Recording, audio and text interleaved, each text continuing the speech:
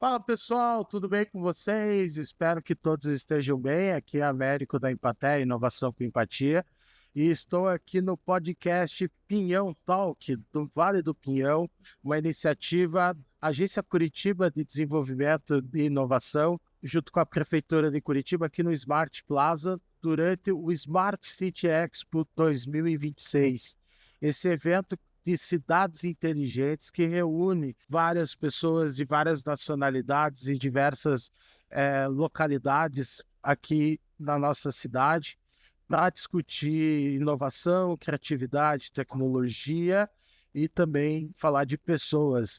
E para falar de tecnologia e de pessoas, eu convidei aqui a Go1, que é o Alexandre e o Thiago, que vou deixar vocês se apresentarem, mas antes de mais nada, sejam bem-vindos. Meu nome é Alexandre Nishioka, eu sou diretor ali na Bom. Agora fez 10 anos, agora, ano passado, né? A gente começou ali com a parte de RP, então já trabalho há mais de 25 anos ali com a parte de TI. Trabalho desde a pré-história ali da TI. Hoje trabalho com a parte mais diretiva e agora a gente está mais focado ali exatamente nesse pedaço de IA. De IA, que legal. Thiago, você é presente. Em primeiro lugar, obrigado, Américo, pela oportunidade de a gente estar aqui conversando, trazendo um pouco isso que a gente faz no Engolol, de tema tão relevante, né? Eu sou o Thiago Bardelli, arquiteto de soluções, eu atuo no projeto, no desenvolvimento de soluções para solucionar dores de clientes, de iniciativa pública, de prefeituras. Então, a gente trabalha muito nessa linha, como o Choque falou, há mais já de 20 anos de experiência, 10 na Goal, procurando como que a gente consegue resolver e trazer a tecnologia para atender o problema das pessoas. Que legal. Vamos fazer uma provocação aqui, já que você veio da área de RP, eu também, né? Eu desde 2012 também vivi a era dos bancos de dados relacionais. Depois a gente foi para os bancos de dados não relacionais e a IA aí veio para bagunçar tudo isso. Qual que foi o momento, Alexandre, que você viu assim que teve uma virada, que as empresas falaram assim, só o meu RP já não está dando conta, fazer uma nova transformação digital. Como que você vê isso? Bom, quando a gente olha um pouquinho da história, né, a vantagem dos brancos é essa, né, a gente conheceu um pouquinho ali de como é que as coisas foram sendo construídas, né, a gente percebe que o mercado foi evoluindo e a sociedade foi evoluindo também com a chegada da tecnologia, né, a estabelecer, passando pela internet, passando pela parte do cloud também, que auxiliou bastante, e tudo isso foi servindo como pilar para as empresas chegarem no ponto que a gente está hoje. E todas essas transformações, elas agregaram valor ali. E aí o que a gente vê é exatamente isso, né? As empresas, elas muito de olho no que está vindo. Exatamente nessa transformação para elas se adaptarem ao futuro, que é um pouco da preocupação das pessoas hoje também. As empresas têm a mesma preocupação, elas se manterem relevantes. Esses dias atrás a gente estava falando ali, por exemplo, da Nokia, né? Que quem não teve um Nokiazinho ali, ela já dominou boa parte do mercado e hoje ela sumiu. Boa parte das empresas tem exatamente essa mesma preocupação. O que a tecnologia pode fazer exatamente com o meu negócio? Então, nessa hora, você vê que todas elas ficaram muito ligadas exatamente com o que está vindo. Sejam os bancos de dados relacionais, sejam os CRMs da vida, sejam os grandes modelos de linguagem que hoje a gente tem por aí, né? Mas, Bardelli, vamos lá. Você, como um arquiteto de soluções e vendo essa mudança do comportamento das pessoas no consumo da sua tecnologia, né? Isso muito voltado dentro do mercado empresarial. Como que está sendo esse desafio na visão de você, arquiteto de solução, para quem consome a sua solução? A gente sempre costuma dividir as coisas em dois lados e tentar enxergar, né, o que tem de bom, o que isso trouxe para melhorar os serviços, para melhorar o acesso à informação. E isso que a IA trouxe democratizou muita coisa. Então, antes eu precisava de um desenvolvedor que estudou anos uma linguagem de programação, se tornou um especialista para fazer um sistema que atenda, que resolve o problema. E no IA, essa informação fica um pouco mais democratizada. É muito fácil uma pessoa que tem um pouco de conhecimento, ali usar o ChatGPT, conseguir desenvolver uma aplicação própria. A questão é o quanto isso pode ter qualidade que precisa, a tendência que segurança que um leigo talvez não conheça. Então, por um lado, a IA transformou muito isso, trouxe essa facilidade de acesso a muitas coisas que antes ficavam restritas a pessoas que estudaram. Por outro lado, abre também esse lado da privacidade, não é mais essa pergunta se eu posso, se eu consigo fazer, se eu devo fazer isso. Então, a mentalidade das pessoas a gente vê que está se encaminhando para mudar, para aceitar isso, para entender isso. Ela precisa começar a pensar mais como um todo, isso pegando o exemplo da pessoa, né? Se eu pego de um programador, eu preciso que ele conheça muito mais regra de negócio, que ele saiba muito mais entender as dores do cliente, simplesmente codificar.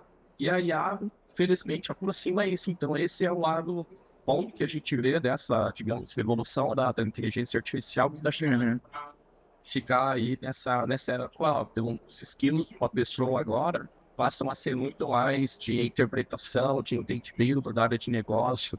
A gente trabalha muito com coach, né? Ficou muito na hora, termo forte.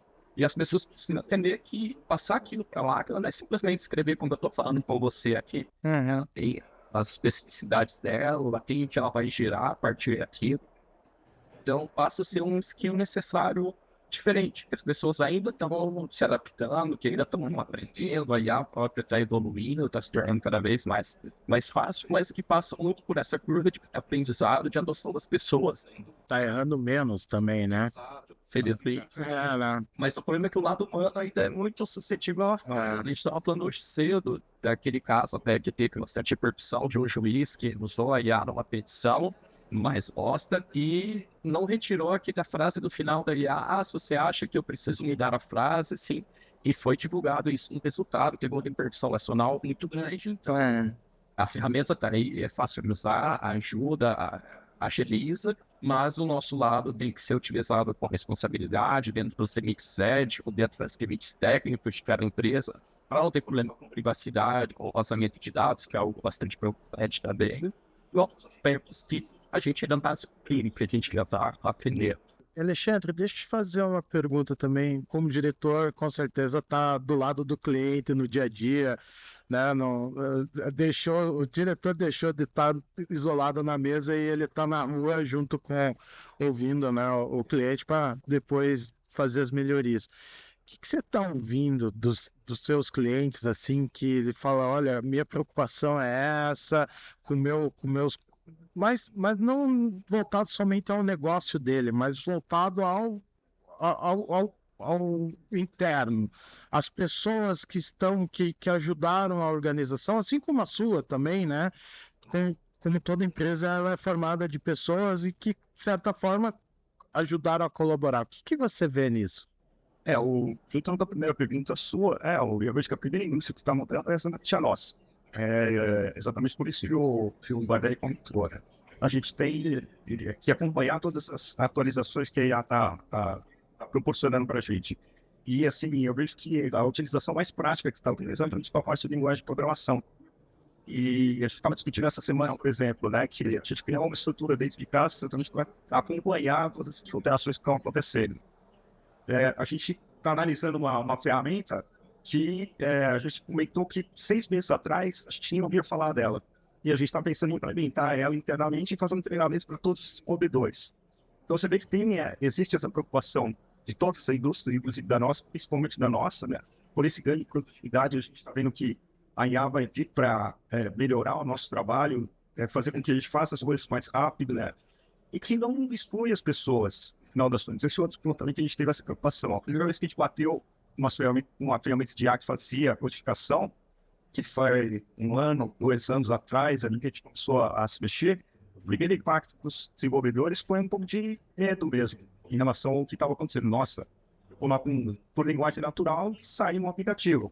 O que eu vou fazer? E o que a gente percebeu na sequência? É exatamente isso que o Bardelli comentou.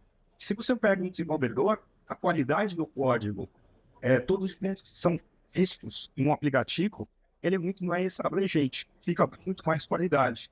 E nosso cliente final, os nossos clientes, eles têm um perfil, são grandes corporações, são multinacionais, então você vê que eles olham com um pouco mais de cuidado, mas tem exatamente essa preocupação por parte do pessoal da TI, que é o pessoal que a gente também trabalha próximo. Né? eles têm todas essas iniciativas também dedicadas. Você vê que todo mundo está muito preocupado e tem que estar antenado com o que está acontecendo. Então, eles fazem, por exemplo, hackathons ou treinamentos para o pessoal, ou mesmo chamando a gente para trabalhar junto com eles para mostrar o que a gente está olhando. O pessoal tem falado bastante ainda, a IA, ela é popular, todo mundo utiliza, a gente acabou de falar aqui que vocês estão utilizando, por exemplo, o pessoal de marketing que trabalha com a gente, o trabalho deles é muito mais facilitado pelo uso da IA. Então, tem algumas indústrias que você vê que eles já estão utilizando para melhorar a qualidade do trabalho e que nem a nossa aqui, que ela está entrando já no dia a dia. Se a gente não acompanhar, vai acontecer que nosso concorrente vai entregar o código mais rápido e mais barato, né? Que é isso que ele está fazendo com a parte de codificação. Por outro lado, está muito mergulhando ainda, né? Então, realmente existe essa preocupação por todos, pelos nossos clientes, mesmo internamente, em relação a como a gente vai adotar essa tecnologia. E talvez não seja nem quem entrega mais rápido e mais barato, mas quem entrega melhor e mais seguro, né? Eu acho que talvez é aí que entra o diferencial, né, de vocês, né, inclusive pelo nível do cliente que exige, né, uma questão de segurança, é aí que vem aí a capacidade humana, né, de você realmente entregar um bom software. Pode ser até desenvolvido, né, o IA, escrever tasks, às vezes, que você fala assim, olha, eu só queria aquele box para fazer o input de um campo de um telefone secundário. E aí, quando você vê, o teu dev ficou lá 2 semanas, fez um microserviço que fez não sei o que, mas eu só pedi um input de uma string normal e tudo mais, né? E a gente sabe que também. Então, e aí vem a capacidade da empresa desenvolver isso. Por exemplo, hoje vocês estão residentes, né? Dentro do Pinhão Hub, vocês têm um espaço lá. E como que vocês estão vendo essa questão da tecnologia dentro da cidade? O que a gente vê é que, assim, ela pode ajudar muito exatamente com toda essa parte burocrática, né? Por mais que a gente estamos aqui em 2026, uma coisa que a gente percebeu, por exemplo, é que a leitura de documentos ainda é muito grande pelo ser humano, né? E a capacidade, a tecnologia para a leitura de documentos, ela já existe já há um tempo. A gente estava comentando, inclusive, isso agora, né? Mas a interpretação do documento ainda passa muito pelo ser humano. E a gente vê muita coisa ainda que o pessoal tem que usar uma régua realmente para ler a informação e transcrever essa informação para um sistema. Então, um exemplo, uma ferramenta que a gente desenvolveu para leitura, para fazer análise de crédito.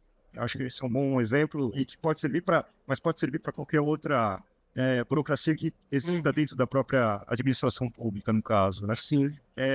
O analista de crédito, ele hoje ainda, para ler um balanço, muitas vezes ele tem que usar uma régua mesmo para pegar cada um daqueles valores, tabular aquilo lá, e depois depois que ele tabulou todas as informações que ele capturou, é que ele vai fazer a análise realmente dele. Então, assim, essa ferramenta ela já faz toda essa parte de leitura dos documentos necessários para análise de crédito. Tem como você treinar a IA exatamente para fazer o trabalho exatamente do jeito que o analista faria, mas mesmo assim você precisa do analista ainda para colocar o aval dele ali no final. O trabalho das pessoas ainda vai estar ali. O que acontece no caso dessa ferramenta é que você vai colocar uma responsabilidade na pessoa de fazer a análise correta, mas os dados você vai facilitar muito a vida dele. E aí, nesse caso, você não tem nenhuma diminuição da força de trabalho, você vai aumentar realmente a qualidade do que você está entregando para as pessoas. No caso das cidades, a gente vê que ainda tem muito papel. E o papel não necessariamente ele é um papel físico, né? É um PDF que você recebe via e-mail. E você ainda precisa muita gente para ler exatamente esse monte de documento. Então, assim, tem muita coisa que a gente pode facilitar exatamente esse trabalho. Uma das coisas que a gente falou, por exemplo, com o pessoal do legislativo, era usando IA, ele fazia análise das leis, porque muitas vezes aquela lei já existe, ou já existe uma avaliação daquela lei, ou já tem uma outra proposta que é exatamente com aquela mesma lei. Como é que você faz isso hoje? Né? Eles falaram, o volume de leis propostas dentro do legislativo é bem grande. Então a gente ofereceu exatamente esse interpretador, que ele lia a lei proposta, comparava com o que já existia, comparava com os projetos de lei que já existiam e conseguia dizer, olha, esses projetos são semelhantes. Que legal. Então, assim, a gente vê que as áreas realmente onde você pode utilizar a IA são diversas. Evita muita redundância, muita perda de tempo, com essas questões mais burocráticas também, né? Exato. E você vê na visão da GoOn, até você, software, tudo, nos próximos anos, como que você vê a perspectiva da tecnologia sendo usada pelas pessoas e pelas organizações que vocês atuam? Como que você vê isso? A gente vê que o trabalho vai ser diferente. Isso para mim já a IA já transformou o nosso dia a dia. De novo, né? Hoje, agora há pouquinho, a gente estava falando aqui que da utilização no dia a dia. Hoje, tá todo mundo utilizando. E o que eu vejo é que a gente vai utilizar cada vez mais no nosso dia a dia. A gente está chegando no ponto exatamente das grandes corporações começarem a influenciar realmente o trabalho das tarefas, cada uma das tarefas que a gente faz lá. É nesse pedaço que a gente está bem concentrado. E como transformou o nosso dia a dia, a gente já nem percebe, ela já está realmente no nosso cotidiano. A gente vê que o trabalho e as tarefas que as pessoas desempenham dentro das empresas também vão ser alteradas. Acho que é um assunto que, se a gente for falar de competências do amanhã, pessoas, é um tema que evolui muito, né? Mas, Alexandre e Thiago, muito obrigado pela participação de vocês. Desejo muito sucesso aí para a GoOn e dizer que o Vale do Peão, o ecossistema de inovação, está à disposição aí para a gente inovar juntos. Tá bom? Muito obrigado pela presença, pessoal. Valeu. Obrigado. Obrigado, Américo. Obrigado pela oportunidade. Valeu. Obrigado. Tchau, tchau, pessoal. Até o próximo episódio.